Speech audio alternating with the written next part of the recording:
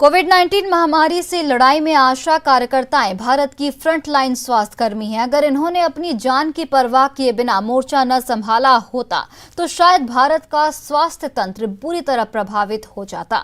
महाराष्ट्र के नासिक जिले की आशा सुपरवाइजर संगीता भोई ने अपने काम से बढ़कर लोगों की मदद की और हमारी संजीवनी चैंपियन बन गई। कोविड-19 वैक्सीनेशन को लेकर नेटवर्क 18 और फेडरल बैंक की जागरूकता मुहिम संजीवनी अ शॉट ऑफ लाइफ ने संगीता से एक मुलाकात की। देखिए।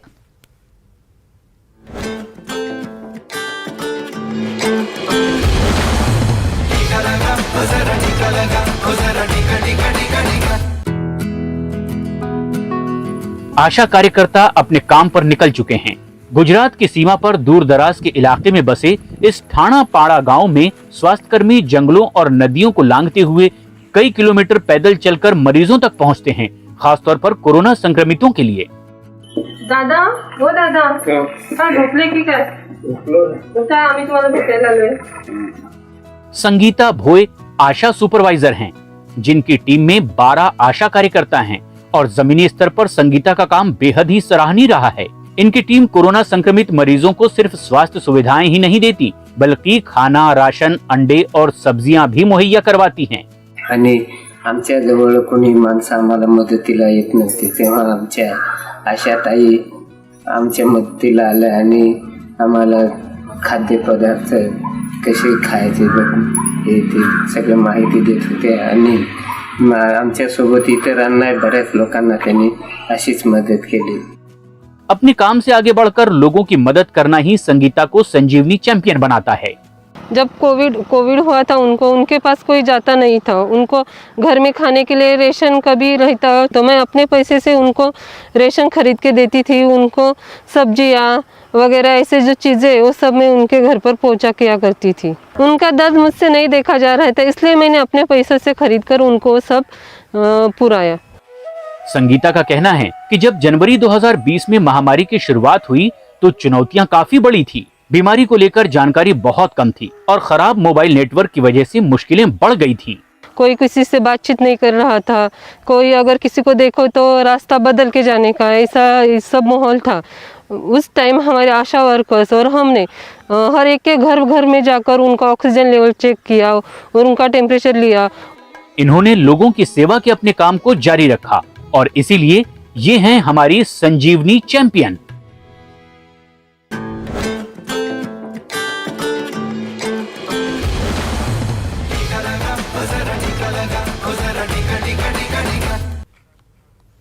दुनिया भर में फैले मिथिला भाषियों ने हर क्षेत्र में अपना परचम लहराया है, मिथिला का मान बढ़ाया है। उन्हीं में से कुछ लोग मिथिला को नई पहचान दिलाना चाहते हैं, जिसे लेकर आज इंटरनेशनल मिथिला समिट का आयोजन किया गया है। इस समिट का मकसद सतत आर्थिक विकास के लिए है। प्रवासी मैथिलियों को साथ लेकर नई सोच के साथ मैथिली मूल्यों को स्थापित करना है।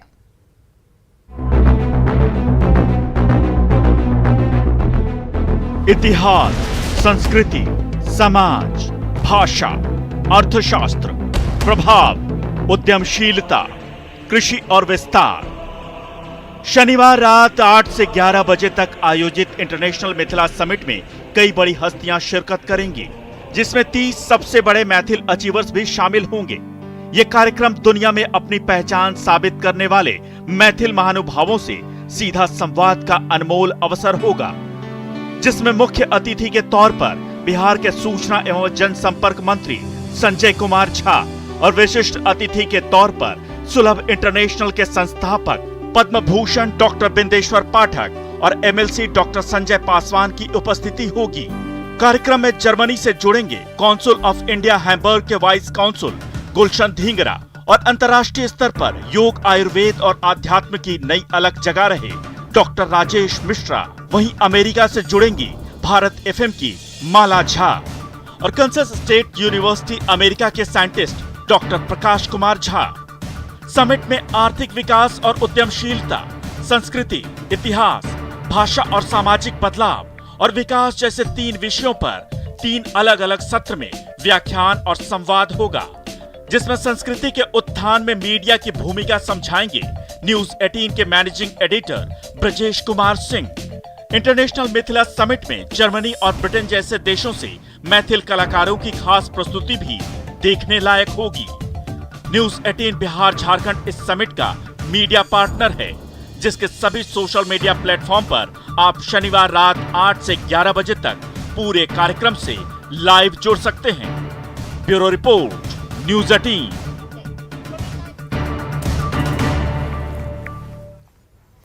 पटना के पहले डबल डेकर फ्लाईओवर की आज नींव रखी जाएगी। सीएम नीतीश कुमार पटना का पहला और बिहार के दूसरे डबल डेकर फ्लाईओवर का शिलान्यास करेंगे। पथ निर्माण विभाग के मुताबिक अशोक राजपथ पर कारगिल चौक से पीएमसीएच होकर साइंस कॉलेज तक डबल डेकर फ्लाईओवर का निर्माण किया जाना है। बिहार सरकार की महत्वाकांक्षी परियोजना के शिलान्यास होते हैं, इस पर काम भी शुरू हो जाएगा।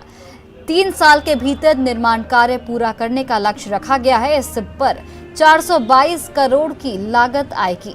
डबल डेकर फ्लाईओवर के बनने से अशोक राजपथ को जाम से मुक्ति मिलेगी। वहीं फ्लाईओवर में 3 जंक्शन भी बनाए जाएंगे। कारगिल चौक, कृष्णा घाट और एनआईटी मोड़ के पास जंक्शन बनाए जाएंगे। भूमि पूजन को लेकर पूरी तैयारियां कर ली गई है। संवाददाता संजय कुमार ने शिलान्यास स्थल का जायजा लिया। क्या कुछ तस्वीरें सामने आई, देखते हैं।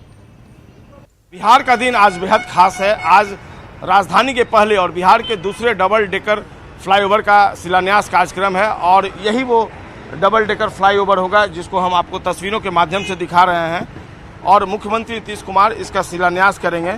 पिछले कई सालों से यह लंबी मांग थी।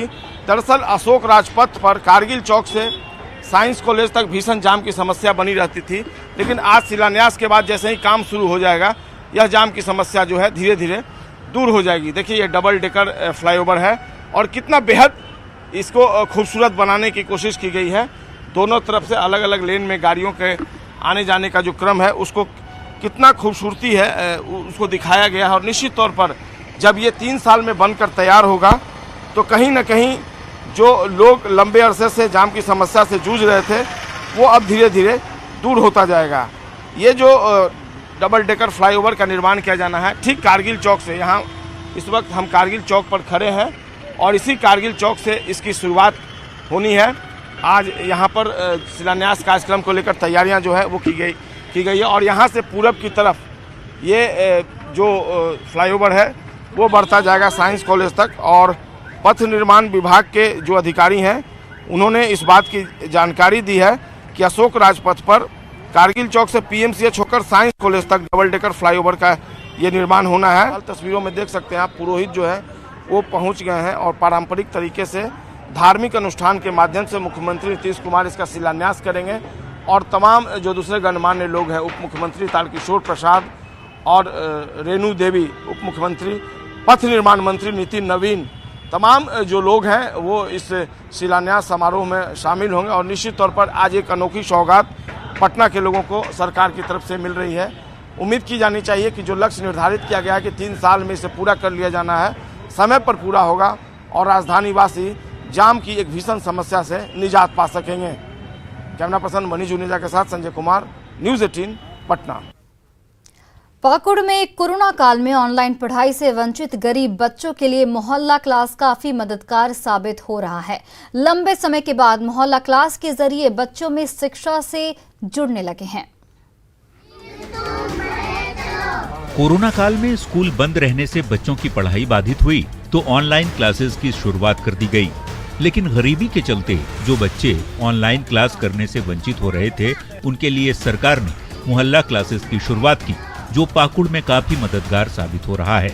ऐसे सैकड़ों बच्चे जिनके माँ बाप स्मार्टफोन नहीं दे पाने की स्थिति में हैं, उनके बच्चे मोहल्ला क्लास में पढ़कर आसानी से शिक्षा ग्रहण कर रहे हैं। गली मोहल्ले में बच्चों को एकत्रित कर उन्हें शिक्षक पढ़ाते हैं, जिससे छात्र काफी खुश हैं।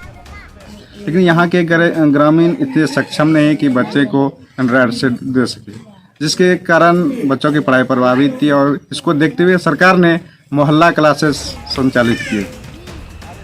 मोहल्ला क्लास में बच्चों को सभी विषय पढ़ाए जाते हैं। बेहतर शिक्षा मिलने से अभिभावक भी खुश हैं। शिक्षकों की पहल से छात्र भी उत्साहित हैं। तभी तो मोहल्ला क्लास में बच्चों की संख्या बढ़ती जा रही है।